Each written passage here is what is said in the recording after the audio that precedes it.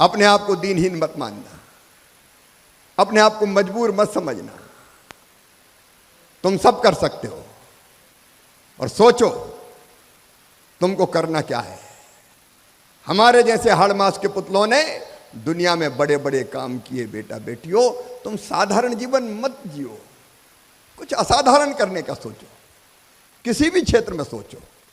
मैं कोई नौकरी करना बुरा नहीं मानता, अगर जॉब भी कहीं मिलता है तो ऐसा करना कि तुम अलग चमको कि ये है, ये मेरी कंपनी चलाने वाला है, ये मेरी यूनिवर्सिटी चलाने वाला है, ये मेरा बिजनेस चलाने वाला है। बाला है या बाली है, भांजे हो चाहे भांजिया, दोनों बराबर है। और अगर सोच सकते हो तो सोचो कि नौकरी मांगने वाले क्यों, नौकरी देने वाले क्यों ना बन जाए। सोचना जरूर, मैं ऐसे नहीं कहने आया। हमारे जैसे लोगों ने बड़ी बड़ी कंपनियां खड़ी की है। तुम में से कोई स्टार्टअप प्रारंभ करने का सोच सकता है। अलग अलग क्षेत्रों में अनंत संभावनाएं। यहां तो एग्रीकल्चर का भी संकाय है आपका। कई ऐसे बच्चे हैं जो IIT IIM करके खेती कर रहे हैं, प्रोग्रेसिव खेती, फूलों की खेती, फलों की खेती, सब्जियों की खेती, औषधि खेती, green house technology, poly house technology, hydroponics. खेती को नई दिशा देती, खेती में एक नई दुनिया रचती। इंजीनियरिंग के क्षेत्र में जाओ तो सोचो तुम अपना अपना कैसे शुरू कर सकते हो काम। इनोवेटिव आइडिया, सोचो सोचो सोचो।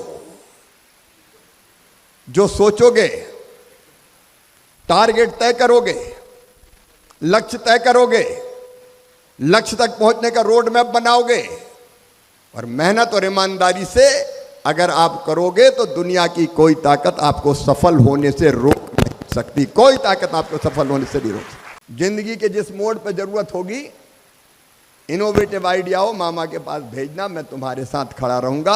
यहां भी मामा का घर है और दिल्ली में भी मामा का घर है, मैं तुमसे दूर नहीं हूं। मैं एक उद्देश्यपूर्ण जीवन जीना चाहता हूं, सार्थक मानव जीवन। लोगों की सेवा ही मेरे लिए भगवान की पूजा है। राजनीति में भी इसलिए हूं और लोगों की सेवा का बेहतर माध्यम है।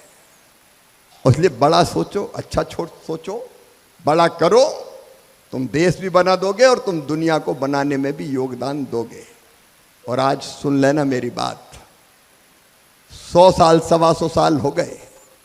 स्वामी विवेकानंद ने कहा था, सुदीर्घ रजनी समाप्त हुई जान पड़ती है, महानिशा का अंत निकट है।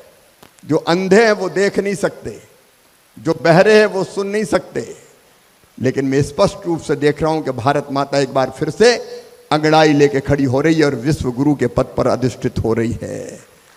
ये कभी कहा था 125 साल पहले स्वामी विवेकानंद ने। एक नरेंद्र कहा था, दूसरे नरेंद्र के नेतृत्व में ये होगा, कोई रोक नहीं सकता, हमारी आंखों के सामने होगा। और उसमें तुम जो बेहतर योगदान दे सकते हो देने की कोशिश करना, अर्थपूर्ण मानव जीवन जीना। तुम सबको बहुत बहुत बधाई, बहुत बहुत शुभकामनाएं। दीक्षा का अंत हुआ है। दीक्षांत का मतलब यह नहीं है कि अब दीक्षा का अंत हो गया, अब नई जिंदगी शुरू हुई है। आगे बढ़ो और बड़े लक्ष्य को तय करके उसको प्राप्त करो। एक अलग भारत, वैभवशाली, गौरवशाली, समृद्ध, शक्तिशाली भारत। अब उसमें हमारा योगदान क्या हो सकता है? एक अपील मैं आप सबसे करना चाहूंगा मेरे बेटा बेटियों, अगर हमारी अर्थव्यवस्था को बढ़ाना चाहते हो, आज देश के लिए मरने की जरूरत नहीं है। आजादी के लिए मरने की जरूरत थी जब वंदे मातरम, भारत माता की जय को उद्घोष करते हुए लोग हंसते हंसते फांसी के फंदों पर चढ़े थे। आज देश के लिए जीने की जरूरत है, और जीना है तो एक काम जरूर करना। बाकी तुम सोचो कि हमारे देश में बनी चीज ही तुम खरीदना, कभी इंपोर्टेड के चक्कर में मत पड़ना कि ये विदेशी है। हमारी अर्थव्यवस्था में तुम बड़ा योगदान दे सकते हो। ये तो बहुत आसान चीज है। हमारे देश में कोई कंपनी बनाई, उससे हमें फर्क नहीं पड़ता, लेकिन बनना चाहिए हमारे देश में, ताकि हमारे देश के लोगों को रोजगार मिले और अपनी अर्थव्यवस्था मजबूत हो।